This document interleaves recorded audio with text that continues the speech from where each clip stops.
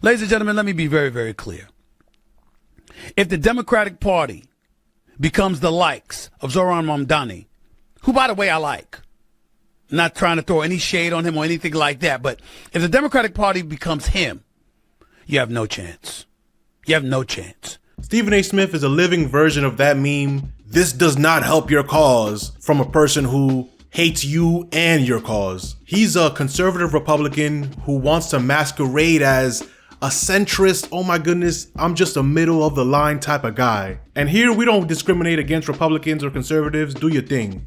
But come as you are. Pause. A fake friend is 100% worse than a real enemy or someone you actually disagree with. We're gonna show a couple videos that prove that Stephen A. Smith only wants to hear himself talk. He doesn't actually have any real beliefs besides keeping the status quo where it is that allows him to get paid $100 million talking about sports. Not coaching, not playing, not consulting, nothing to do with the actual game, just quote unquote debating the game afterwards. Because his job is not really debating anything that actually happens. It's just about being a hot take machine so that people can have a take on his take and then it leads to this circular situation until the next game. It's very simple when you look at it like that. It's not meant to be anything meaningful, which is great. That's a phenomenal thing. Congratulations to him. He basically deserves it from ESPN. He's keeping them afloat by himself. But that doesn't mean he has any actual ideas for how society should run. And if he has any idea for how society should run,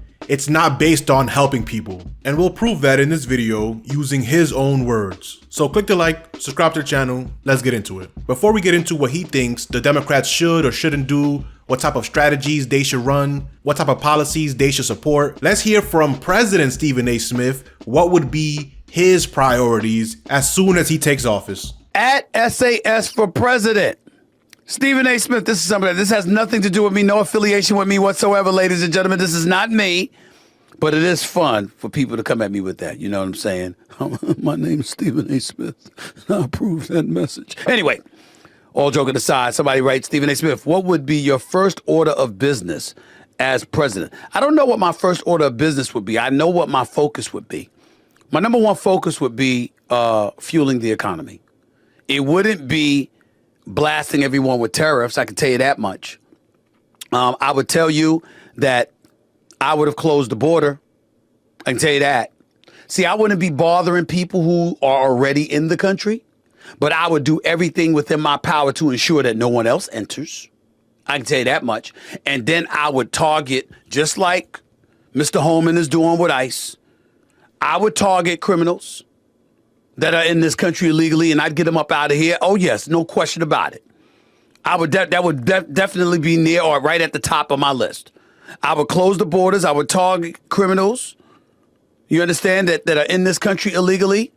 And I would be doing everything that I can to fuel the economy, because here's my personal belief. That's why I tell you I'm a capitalist, okay? Because he was asked an open-ended question about what he would focus on given any type of power, and he immediately went into targeting the most vulnerable people, that means his focus is not on helping people whatsoever. And he would have to be convinced or dragged or lobbied, quote unquote, to help anybody. So we have to keep that in mind when he tries to give anybody advice on how to win elections or gain popularity. His main focus, vaguely supporting the economy. What does that mean? He never goes into it, not in this speech, not in any other episode, in anything he's ever done, not in any news segment, not when he goes on Fox News, not when he sits with Cuomo, not on his own shows. He never talks about what does he actually mean by quote unquote fueling the economy. And then the other two main things he says, closing the border and then supporting ICE rounding people up. Those were just random Fox News talking points. As you're gonna see, all his political takes are super vague, no specifics whatsoever. It's basically the same thing as saying, if the Cowboys want to win, they're gonna have to score more points than the Eagles. It's like, well, yeah,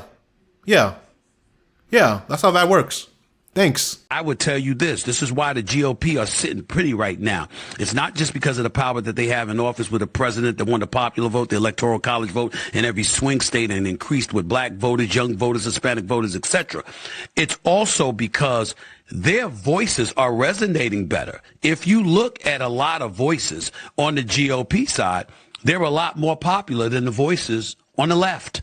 So the left is going to have to figure that out. They're going to have to gain or elevate in the realm of populism in order to ultimately resonate and really make a dent to the way and in the fashion that they're hoping to do so. If they don't pull that off on a national scale, if they don't pull that off, it's going to amount to nothing. They'll lose the midterms. They'll lose the general election in 2028.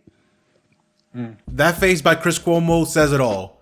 What did he actually say there? Like, really, go back. What did he actually say there? The left has to get better at populism, at getting popular. If not, they're gonna lose. So the left is going to have to figure that out. They're going to have to gain or elevate in the realm of populism in order to ultimately resonate and really make a dent to the way and in the fashion that they're hoping to do so. If they don't pull that off on a national scale, if they don't pull that off, it's going to amount to nothing. They'll lose the midterms. They'll lose the general election in 2028. Man, if they really want to win, they're going to have to score at least one more point than their opponents. But that's only if they want to win.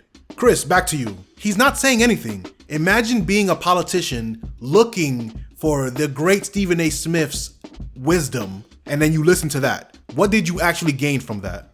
Nothing. Nothing concrete. There's never anything concrete from this man. Who's the left? Are all the Democrats the left? Is Nancy Pelosi the left? Was Joe Biden the left? Was Kamala Harris the left? So who's the left that he's talking about that needs to gain in more populism? Because in the beginning of this video, we showed him talking against Zohran Mamdani, who's running for the mayor of New York City, who actually calls himself the left. You could agree with him or disagree with him, but he's running as a democratic socialist. And he's popular against the physical embodiment of old guard Democrats and Republicans, which is Andrew Cuomo. He's smoking him. It's not even close. But since Mamdani wants to use our taxpayer money to benefit actual regular people, Stephen A. Smith sees his duty as coming out against that. He's gonna keep repeating he's pro-capitalism.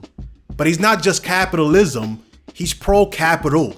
He's pro the richest people in the world maintaining power over everybody else. And he wants to be the black voice coming out against progress. He wants to be their token so badly. He believes that after signing a $100 million contract with ESPN, he's one of them, one of the billionaire class. But you're not. Nah, homie. I don't think so. And they don't think so either. Because even if you're in a Benz, if you know the end of that quote, put it in the comment section. Ladies and gentlemen, let me be very clear.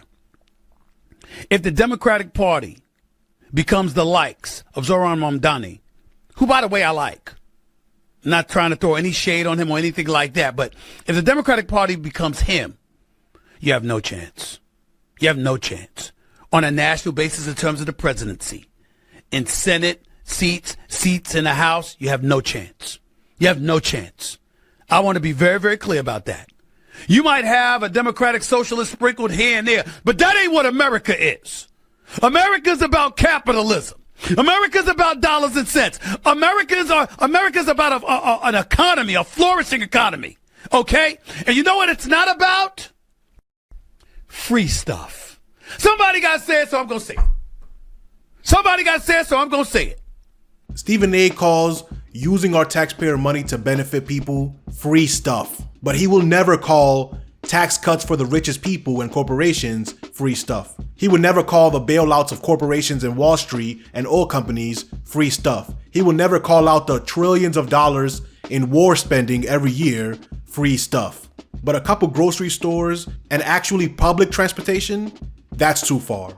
When even Chris Cuomo looks at you like, what are you talking about? You sound like a vapid empty suit. That really means something because Chris Cuomo is an expert at being that. The problem with Stephen A is not that he's a Trump supporter or a conservative or any of that stuff. He can support whatever he wants. You can support whatever you want. It doesn't matter. It's the fact that he's a wolf in sheep's clothing. He's using his voice to actively give terrible political advice. And I hope nobody ever takes his words seriously because they don't even do that at his actual day job in sports. But let me know what you think about all this in the comment section below. Click this video if you want to see who really runs the White House today. This has been your man World. Peace.